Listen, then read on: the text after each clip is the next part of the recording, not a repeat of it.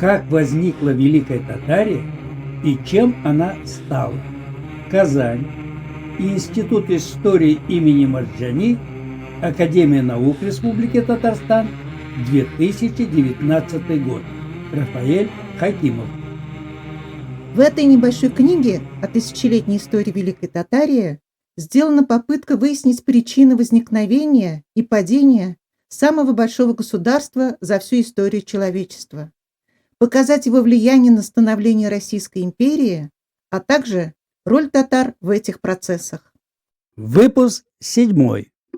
Дэшт и татар. До Чингисхана существовало 6 татарских государств, о чем свидетельствует Рашид-ад-Дин. Тех татарских племен, что известны и славны, и каждая в отдельности имеет войско и своего государя, 6. Конец цитаты. Он не называет их местонахождение.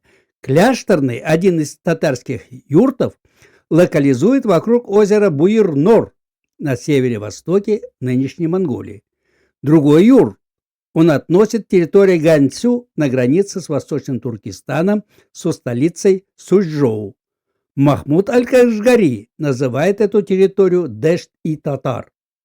Худуд ал-Алам, X век, татары упомянуты как соседи и союзники токузгузов, то есть уйгуров, а Восточный Туркестан назван страной токузгузов и татар.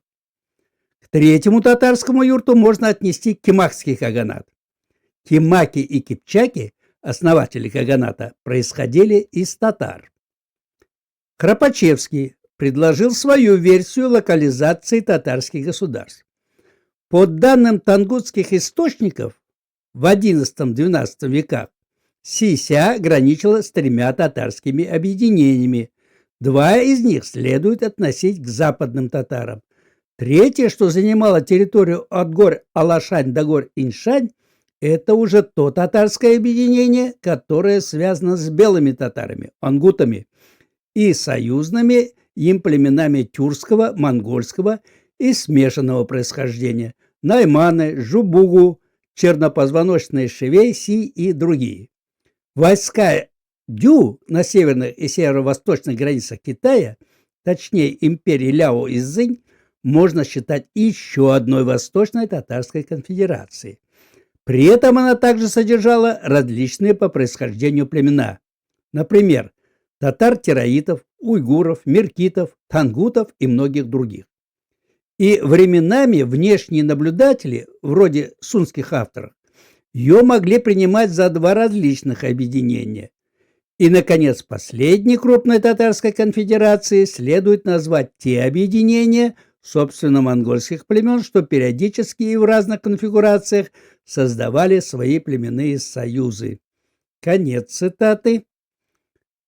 Западные татары граничили с уйгурами. Они занимали территорию нынешних провинций Ганцю и Шэньси, выполняя функцию посредника между китайцами и уйгурами на Великом Шелковом пути. Белые татары располагались на территории нынешней внутренней Монголии, и их можно отнести к отдельному государству. Еще 2 татарских государства Храпачевский связывает с так называемыми войсками Дю во главе с татарским племенем Туту-Кулут, самым уважаемым, по словам Рашид-ад-Дина. Он их локализует севернее Кидани-Ляо и западнее от Джуршени, Сынь. Самостоятельный юрт, видимо, составляли черные татары, жившие на северо-востоке нынешней Монголии. Китайский летописец Ля Синьчуань о делах государства Цинь пишет следующее. Сын еще был на престоле, когда им был дан приказ Юньцзи направиться в Жиньшоу и получить подношение даров от черных татар. Конец цитаты. В 1211 году черные татары жили вдоль границ Цинь и были вассалами Джуршени, предков маньчжур. Появление различных названий одних и тех же татар в разных летописях объясняется классификацией их по разным признакам. В одном случае указывали на их хозяйственную деятельность – земледельцы, скотоводы, охотники. В другом название происходило от места проживания. В случае с образованием войск Дю отмечалась их государственная функция.